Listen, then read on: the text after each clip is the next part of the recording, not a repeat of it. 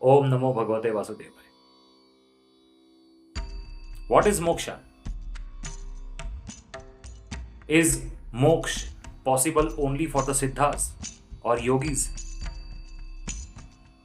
Do we have to leave the worldly desires like the saints to attain moksha? And why is moksha the most underrated concept? We'll get the answers today. Dharma, Artha, Kam and Moksha, the four pillars on which human life lives. So today we are talking about the fourth pillar, that is moksha. Now moksha means freedom. Freedom from the worldly bonds. All the chains which are keeping you tied to the human body. A freedom and emancipation from all those worldly chains. That's moksha for you. Now many great gurus have said that moksha is possible even when you live. So you can attain moksha while you are alive. That's an advanced concept.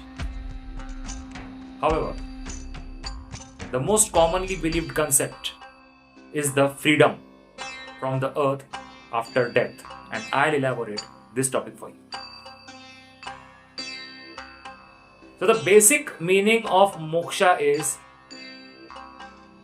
after death, not taking the rebirth on the earth.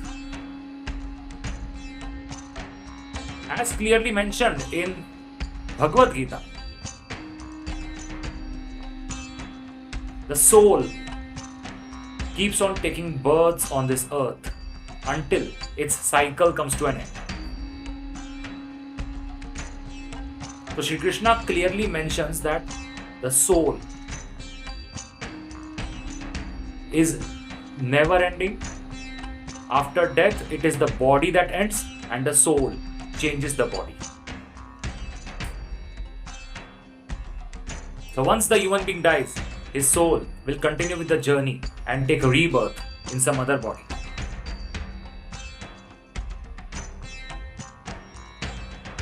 So moksha is that state when after a person's death, the body never comes back on the earth. It leaves the earth and gets one with the great creator of the world, the God, Narayan, Shiva or Brahmaji, whoever you may term, that one Almighty.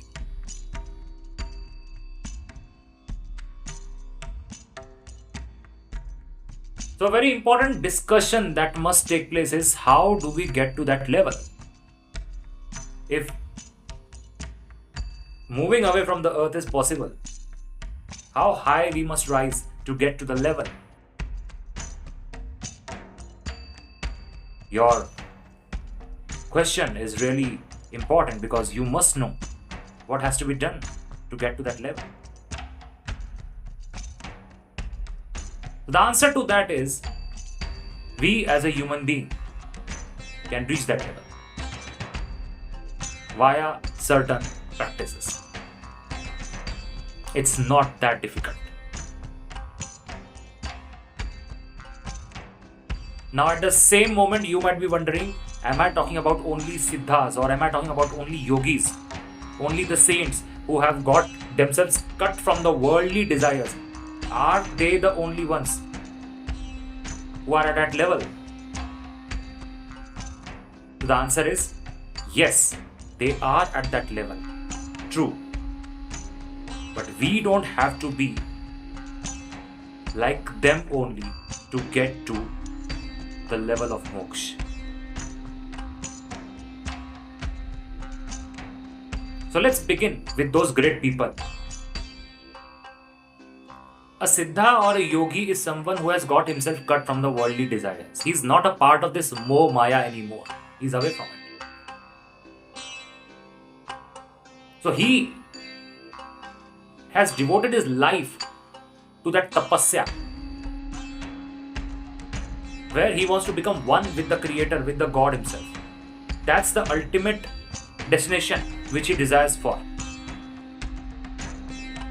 And that is why his elevation keeps on happening. He is continuously moving away from the earth and the bondages, and eventually he gets the freedom. And that is why he can attain moksha easily. I'll agree with that completely. And being a devotee and an admirer of such great souls, I always bow down to them because India is blessed to have such tapasvis. I feel proud of them. I respect them. I wish you also do, because such kind of tapasya needs sacrifices which are not that easy. So that's one part of the story. Now here I come to the second part. Do we need to become like them to attain the moksha? The answer is not necessarily. We live in the world of Maya. We are grahasthas, that means we are the people who have our families, and we need to perform certain duties to keep our families happy, to keep our families self-sufficient.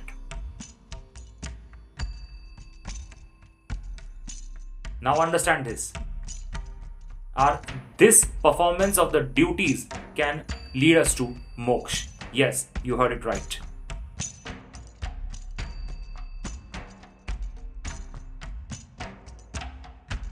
So Shri Krishna clearly says in Bhagavad Gita, he is telling Arjun,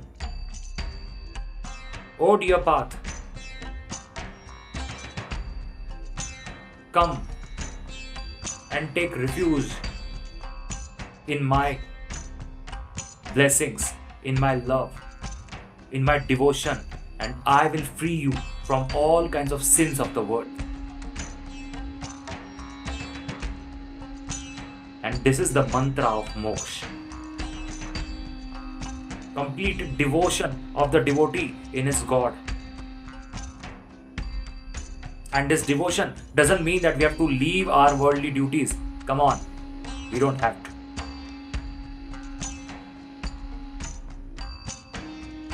So the easiest way to attain moksha is fulfill your duties, but with purity and devotion, and once you are fulfilling your duties, never to be attached to them. Do it and believe that I am doing what God has told me to. That means I am just a medium. He is the karta. He is the one who is doing it. And you will see that your behavior changes.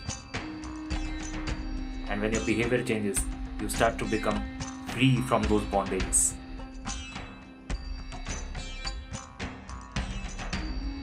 So in simple words, as a father, as a brother, as a mother, as a daughter, as a son, as a sister, as a husband, a wife, whoever you are, fulfill your duties, fulfill them happily, and start to get detached from any kind of holding on. Start to get detached from any kind of feeling of pride that I am the one who is doing this. Do it and give the entire credit to the Almighty. You will see. Asakti is ending. Overindulgence is ending. And that is the opening of the moksha mark.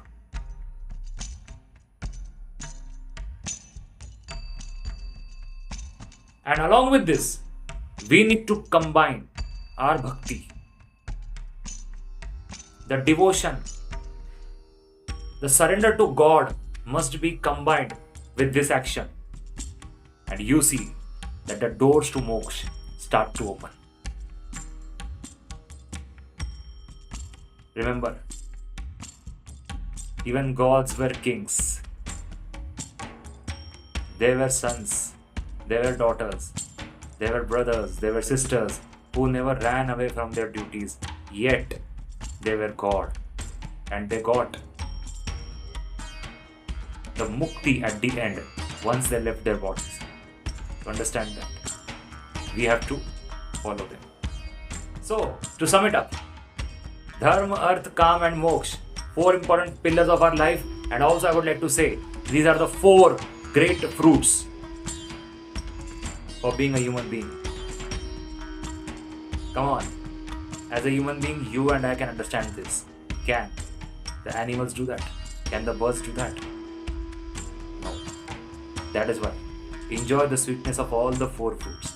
Do not abandon any one of them. So no need to leave the happiness and pleasures to get to God. Enjoy the pleasures and then get to God. God would be happier because you are happy. Your family is happy. That is why my philosophy is very clear. And I would like to say this. Our life's mission should be 100% bhog and 100% moksha. Not to compromise with even one pillar of life. Dharma, Artha, Kam, and eventually moksha. Let's try to get all of them. And I am here for you. I'm trying to make the things easy for you so that you understand them better, and together we move on this journey, we continue this journey where we become the best versions of ourselves. So come, join me in this spiritual journey. Who knows, one video can change your life. Om Namo Bhagavate Vasudevaya.